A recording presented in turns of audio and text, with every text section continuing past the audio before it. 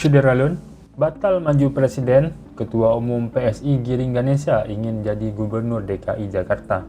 Pernyataan tersebut diungkap Giring baru-baru ini yang ingin maju Pilkada DKI Jakarta 2024 mendatang.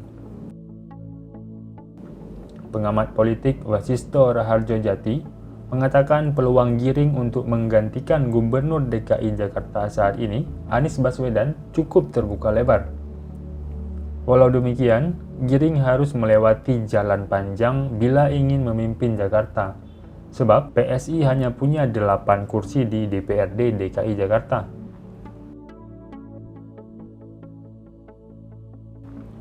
Giring mengakui sebelumnya ia memang memberanikan diri maju sebagai calon presiden untuk Pilpres 2024. Adapun hal tersebut, kata dia, merupakan wujud dari komitmen PSI sebagai partai yang terbuka di mana mempersilahkan kader-kadernya maju sebagai pemimpin nasional maupun daerah. Giring juga menceritakan bagaimana ia berkeliling Indonesia untuk mengupayakan niatnya maju sebagai capres.